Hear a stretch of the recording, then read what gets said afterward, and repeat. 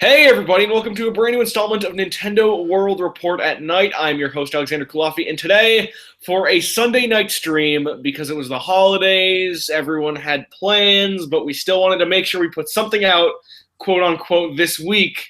We're doing a stream to talk about a few things. The original plan was to get Neil and some of the other guys together to talk about Star Wars, but that fell apart. I'm going to give my thoughts on Star Wars, at least. Today I am joined by someone who unfortunately has not seen Star Wars. That is one Mr. Donald Terrio.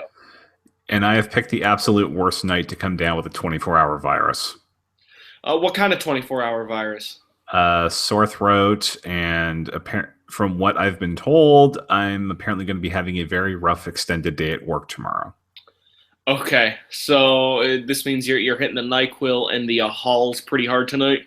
Pretty much, yep. That's good. That's good. I think if we're going to real talk for a second, I'm pretty sure sore throat might be the worst cold symptom. Especially when your job involves talking on the phone for a living. Well, what do you do again? I'm a technician dispatcher for a major technology company. So my job involves talking to a lot of technicians and calling people to say, hey, your guy's going to be late. Oh, so you can't just go through the motions either. No, especially not tomorrow when my team normally has 4 people on it. I'm the only one in tomorrow.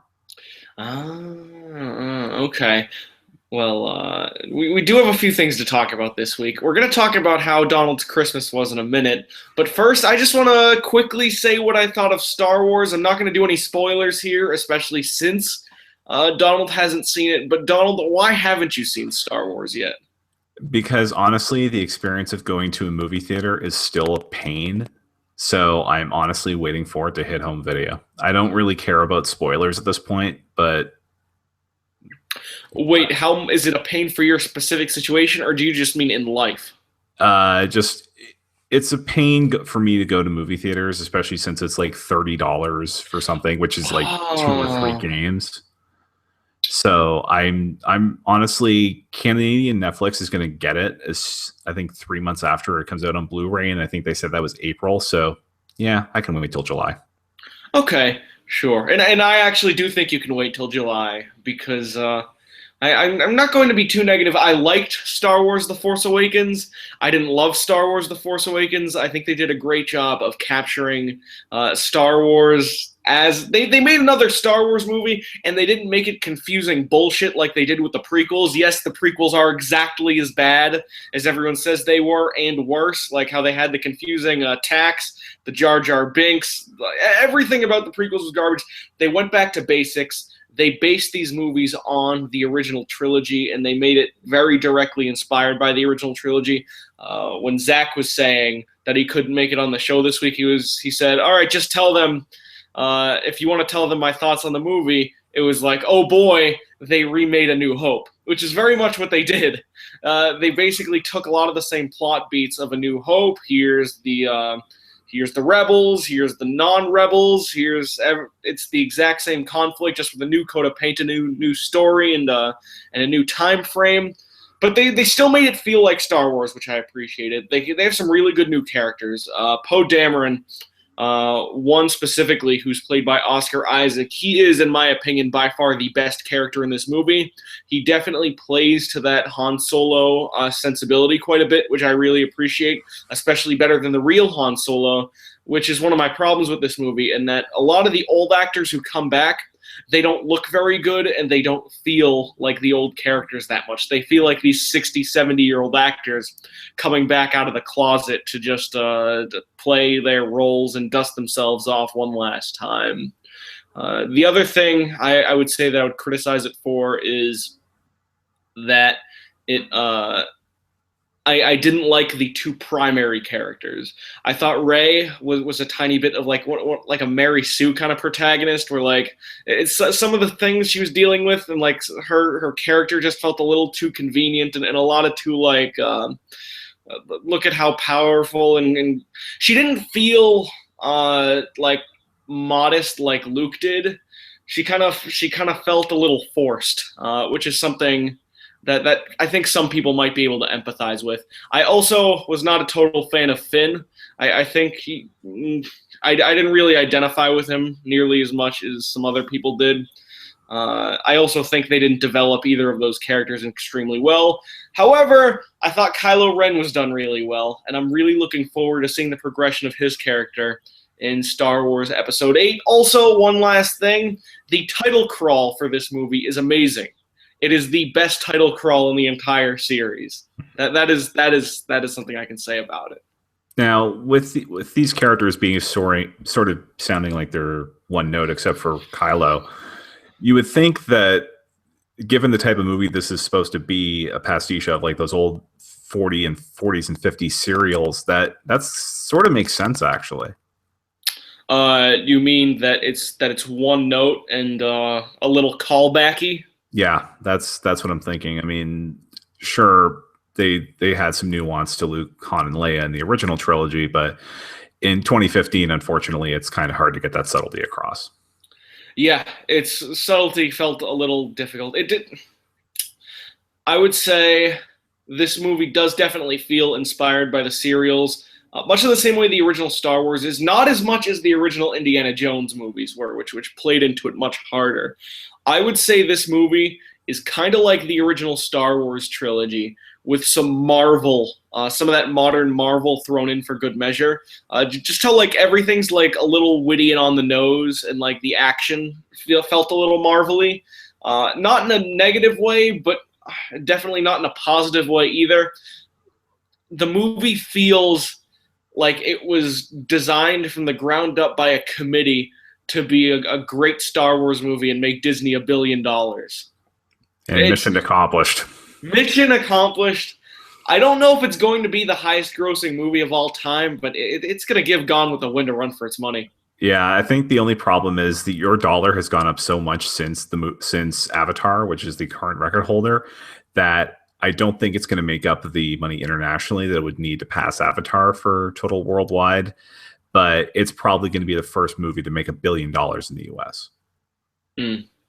Yeah, it has broken the most records of any movie release to theaters ever. Like, I think the second place is Jurassic World with like 8, and then first place is Star Wars: The Force Awakens with 32 records shattered. So it's definitely congratulations, Disney, you did it. You played to people's nostalgia once again. And you set it up so that you should probably make back the rest of that $4 billion you spent on Lucasfilm by the time Rogue One comes out next year. Oh yeah, because the other thing is Disney's saying like they want to release a movie every single year indefinitely. Like, I mean, they have the 5 planned right now, but if I remember reading an article somewhere down the line where someone was like, no, we want to keep making these movies like yearly as long as people will let us. And you know what? If this already questionably has a chance to break worldwide records and become one of the highest grossing movies of all time, like, why wouldn't they milk this? People have been so starved for a Star Wars movie. They haven't made a good Star Wars movie in 30 years, Donald. I wasn't even born the last time a good Star Wars movie came out. If you doubled my age, I would still only be like under 10 years old by the time the last good Star Wars movie came out. Yeah. And then I don't know. I'm looking forward to the next one. I thought this current one was good. It just, I don't know. I don't want to be that guy who calls something overrated, because the concept of overrated doesn't really necessarily exist. But I can say maybe I disagree with how highly it's been rated. If it's got like a 95 on Rotten Tomatoes, I would think maybe it deserves a little more, like a 78. But I thought it was still really good. That's my general opinion. I think Neil gave his opinions on the latest Connectivity episode. Extended opinions. There's over an hour of Star Wars chat on that show. Okay. Did you listen to it? I did not. I'm intentionally. I'm trying to stay away from Star Wars spoilers, at least until the new year. Okay. Without going into detail, then, have you gotten anything big ruined for you? Apparently, the only thing I've got is basically I know what Chris Johnston of Player One got spoiled. That there's two. Somebody sent him 2 frames that managed to spoil everything. That and Kylo Ren's an emo kid because apparently there's already a parody Twitter account that is constantly getting retweeted into my feed. Yes, Kylo Ren is he's something special. I can't blame anyone for hating his character, but at the same time, there's something like frighteningly smart about the way they wrote him. So I appreciate him, and I think they set up the character the way they did in this movie to make it hopefully pay off really well by episode 8. That's what I'm hoping. But either way, there's my thoughts on Star Wars. Just wanted to throw it out there. If you guys have thoughts on Star Wars, feel free to put them in the comments. Try to keep it spoiler-free. I would at least personally appreciate it. Donald would absolutely personally appreciate it. And I know I'm talking to like the 5 people who comment on a given episode, but just if you're one of those 5 people, tell me what you think in a spoiler-free manner, if you can. All right. Although the only thing that tends to show up in our comments is people actually liking Devil's Third for some reason. Yeah, Devil's Third and Alex hates video games. Those are the 2 things, which isn't entirely wrong because I have been having a streak of negative opinions lately. So I can't blame anyone for that. But anyways, a more positive subject matter. Christmas just happened. There are 2 sides to this. Donald, what did you do on your personal Christmas? Not a whole lot because I couldn't get the time off work and where I'm the only person there, and the rest of my family was all in Alberta, which is basically, for our American viewers, think of it as I'm in Maine, they're in Colorado. Mm. So I had a nice chat with them on Friday, spoke with my grandmother, and unfortunately I was just from general exhaustion, I didn't really do anything. Like okay. I did a lot of things that I'd been putting off as busy work. Like I edited the Game of the Year show for Nintendo Free Radio for my part of that, and basically got my PS3 finally up to ready to go. State like everything's labeled, everything's updated. But I just needed some time off, so I took advantage of that. I got a few things for extra for Christmas, but most of what I got was actually last month when my parents came down. Like the laptop that I'm using for the show was a very early Christmas present. Okay, cool. And so just somewhat of a normal day for you. Somewhat of a normal day, except trying to find a restaurant that was open because I wanted to go out for a bit to get some air because it was in the 50s here on Christmas Day. Oh yeah. And I've managed to find the one little hole in the wall Chinese place that was actually open on Christmas Day around here, which is kind of stunning actually. Because I for a bit there, I thought I was going to be stuck going to McDonald's. Oh yeah, McDonald's was open on Christmas. Some of them were, but like the one 5 minutes from my house wasn't. Okay, cool. This was an interesting Christmas for me because this was the first Christmas where I had moved out of my house and I had already had a job, which means it's my first Christmas where I was really at the point where I could get whatever I wanted, so I didn't really need anything anymore. So I ended up getting a lot of clothes, some gift cards, whatever, to food places. You know the college experience. It's the gift cards that were originally GameStop now are for Subway. That's how it works. But no, it was good. But I'm also starting to enjoy like the actual intended Christmas experience more, of like going home, having a good meal with family, getting to see family who I'm only seeing once a month now, just going home and stuff. So it was weird because like the gifts I didn't care about as much, and then like the actual Christmas experience was a little nicer because it felt like the actual intended Christmas experience. I also bought more gifts for other people than I had ever done in the past, which was interesting. So we all grow up, Donald. Yeah. Some of us have to work on Christmas. Some of us just like, it's not about the video games anymore. Yeah. I mean, sure, most of what I gave this year was either gift cards or video games. Like my cousin now has Mario Maker, and I gave my brother Xenoblade Chronicles X because I had that pre-ordered, and well, I got another copy of it. So. Yeah. So I have to imagine there's a very loud fight over the Wii U right now. Mm, yeah, I can imagine. It's so there's only one Wii U between your family. There's my brother has one Wii U, and they've got two games that they want to play on it.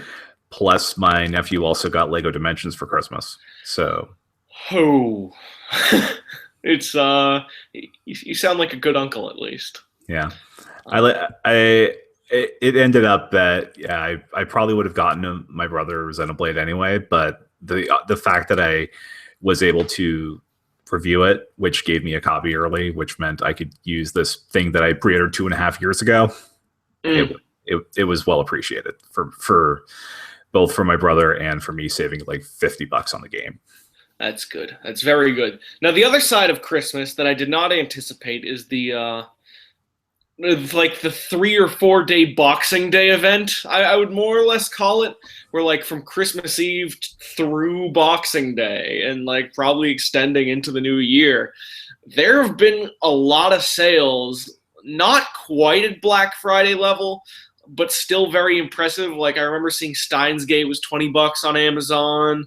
PlayStation Plus cards were $20 off. There was an amazing PSN sale, one that was a flash sale this weekend, and then one that was week 3 of the holiday sale, which was I bought some stuff on that, which I'm going to talk about in a second. And then there were some sales all over the place. Like I'm looking into getting like either an iPad or an iPod, because iPad minis are like $100 off.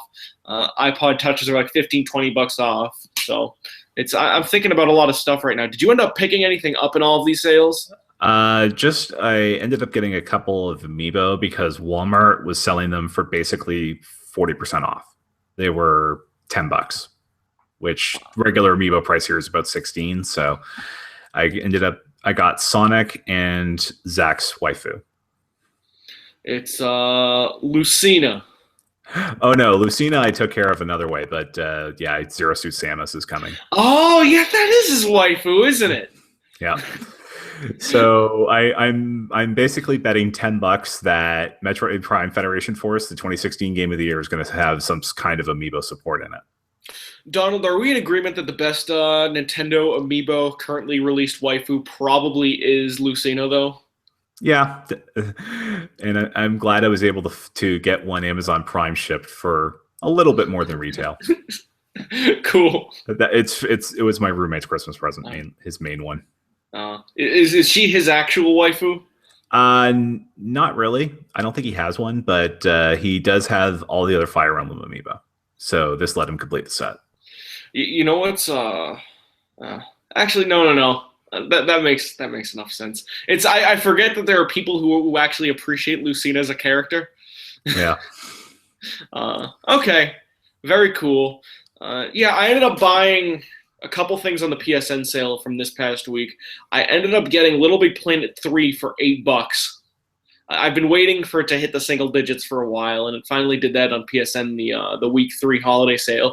The other thing, which I was much more excited to get, was Dragon Ball Z Xenoverse for the PS4 for $16, a game I have wanted a lot for a very long time. Finally hit a tolerable price, because that's clearly not a game that's worth $50. The only thing that's bothering me is that I just saw Dragon Ball Resurrection F. I just saw a copy of that, and I was like, oh, I can also pick up the DLC that has all the characters from this movie. The DLC pack, which is like 3 characters and a couple story missions, is $10, which is almost what I spent on the full game. So I don't think I can do it right now, Donald. Yeah, I think my PSN buying was I picked up I randomly bought Legend of the Dragoon because it was just something I've been thinking about for a while. But I got Gradius 5, the PS2 classic, and honestly, I picked up Citizens of Earth for the Vita because it got down to $3, and I've been meaning to play that on the Vita as well. Are you interested in the sort of independent JRPG thing? Because those seem like two things that don't go well together.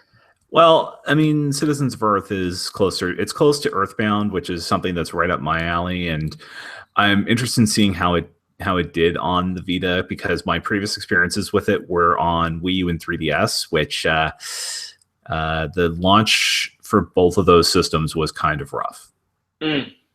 Okay. Yeah. Actually, you're right now that I think about it. Like, it was almost unplayable when it initially came out on 3DS, wasn't it? Yeah, and like I have a three strikes rule with hard locks that I've developed after Darksiders 2 on Wii U, and Citizens of Earth broke that within 2 days. Yeah. Yeah. Speaking of Atlas JRPGs, I mean, this wasn't really a topic, but is it true that a couple people might be actually playing Shin Megami Tensei Final right now? I don't know about Shin Megami Tensei Final, but I know there's a couple of people that we know, one of whom has been on this show in the past, who are playing Shin Megami Tensei Cross Fire Emblem or Gene Even Roku. Oh, that's what I was thinking of. I knew it was some Atlas game. It would probably be in bad taste to ask how good it is, that you've heard, right? For the most part, they seem to be enjoying it, but one thing that did float up is that the battle load times are almost FF6 on PlayStation bad. Like it's 8 or 9 seconds if you're going off the disc. To get into a battle. Right.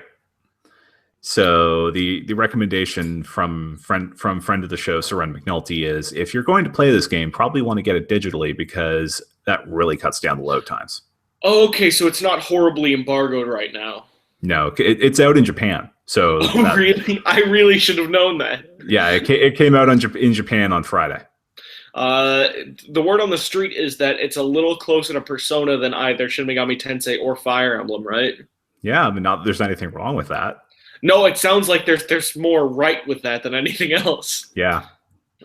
Okay. No, that's cool. Hopefully, when it actually comes out here in 5 or 6 months, I think we'll have positive things to say. Hopefully, it's a little more approachable for someone like me who likes Fire Emblem and likes Shin Megami Tensei, but isn't obsessive enough about either to appreciate a weird idle cross fusion of the two. Yeah.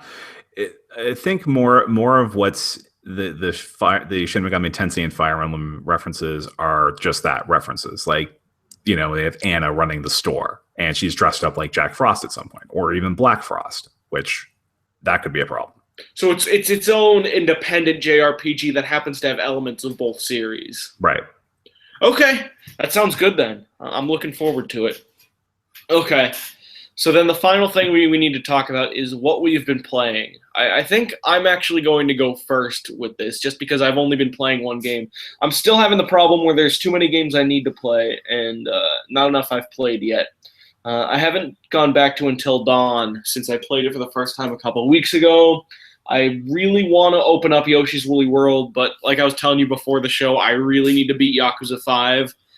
Before I touch this, because Yakuza 5, I'm in this precarious situation where I really don't love the game nearly as much as I want to. I would actually say that I'm slightly disappointed by it, and it may even be the weakest of the 4 Yakuza games I've played, Dead Souls 3 and 4 being the other ones, 4 being my favorite by far. Like, it's the story's kind of clumsy, the gameplay isn't as fun as it used to be. They didn't evolve the gameplay enough. And it also feels too long for what the story actually is. Like, it seems like they're trying to cram as much content in as possible, but it's not great content.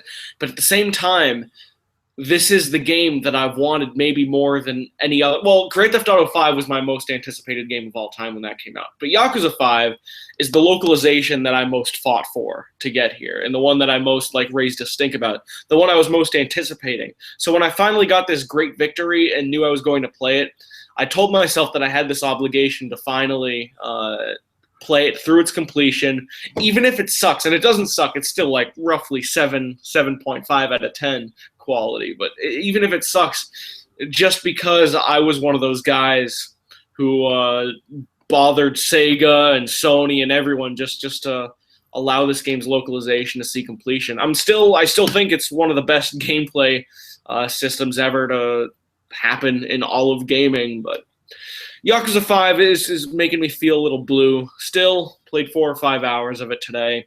Still great core gameplay. It's I would compare it to how I feel about Pokemon X and Y, except Pokemon X and Y had the opposite problem of not enough content. Just like, it's a sequel, still has some of the best gameplay of all time, but it's still making me feel a little blue compared to past entries. Yeah, and I think you're worried that if you put it down, it may not get picked back up, because I know I had the same problem with the last story, actually, where I really wanted this game to come out here. I got it, I played it a bit, I put it down, and I don't think I've touched it since. Yes, it is. It's something that I did with Dark Souls games too. Except Dark Souls games, I did love them. I was intimidated to go back to them was more the issue. But with Yakuza 5, you're totally right. Now I was telling you literally the same thing just before the show. Like, if I put this game down and I say, hey, maybe I'll come back to it another week, I'll never see this game to its conclusion, and that just doesn't sit well with me, Donald. Yeah, that's definitely understandable. Yeah, I keep at it, because I mean it's getting a lot of critical acclaim. I know some people that I know that have reviewed it are really over the moon for it, but they're also gigantic Yakuza fangirls. Yeah. So that may be something, but I think just keep plugging away, and I think you'll get through it, and then you can move on to more cute endeavors. Absolutely. I will recommend, though, now that we're on the topic, I think 2 of these games ended up coming out on PS Plus, and if not, they're often on sale. Play Yakuza 4. You don't even have to play Yakuza 3, even though it's a great game. Anyone out there who's never played a Yakuza game, and especially if you love River City Ransom and if you like Shenmue, play Yakuza 4. It is one of my top 10 games of all time. Amazing story. It does all of the things that people are clamoring about Yakuza 5 for, but better. And it gets you really into this. Yakuza is the best culture porn that has ever existed in a video game. It is. You will never feel more immersed in a country than you do playing Yakuza 4. That's unless you've played something I haven't, which is very possible. That is a promise from me to you.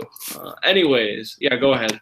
Yeah, I've got Yakuza 4 from when it was free on Plus, and it's huge, but it sounds like it's something I should probably move up the list at some point. Yeah, absolutely. What have you been playing? I meant to start Skyward Sword, which was something that I talked about doing after the telethon, but instead I've put up a new level in Mario Maker, and the rest of my time has basically been I restarted Xenoblade X. You've restarted it. Yeah, I redid my character, and when I reviewed the game, I was totally crit pathing it, so I was trying to get through as much of the storyline as I could for the review, which ended up biting me when I hit a wall in Chapter 11, and I was about 6 levels below where I should be, and so while the telethon stuff was going on, my roommate started it, and he beat it, and he put over 100 hours in because he was doing all the side quests he could, and it's like, yeah, I want to do that. So right now I'm in Chapter 4. I could trip the story quest at this point, but I'm doing everything I can because I want to get all the characters as well. There were some people that I missed the first time through. I've been hearing certain reactions to this game that I wasn't expecting in the weeks following its release. People seem a little more down on it than I was anticipating. Have you noticed this? There's some people that I know that are having similar issues to what I was having, where they've hit a wall and they don't have the since I reviewed the game, that's sort of off my conscience, so I don't have to worry about missing out. But there are a few people that I know that are kind of frustrated with the fact that they've hit the wall and can't proceed any further for now until they do a lot of grinding. But I think if you just don't, if you have the ability to let the story just go and do all the side stuff, that's where a lot of the meat of the game actually is, and you'll probably be a lot happier with it. So your recommendation for when I start this then is just let the game wash over me, take the story at a fair pace, but don't force it, and then just sort of enjoy the world more than the quote unquote linear narrative. Right. Okay. Mm-hmm. Yeah, because the story quests are a decent part of the game, but they're not the whole game by any stretch of the imagination. And how are you feeling starting it back up?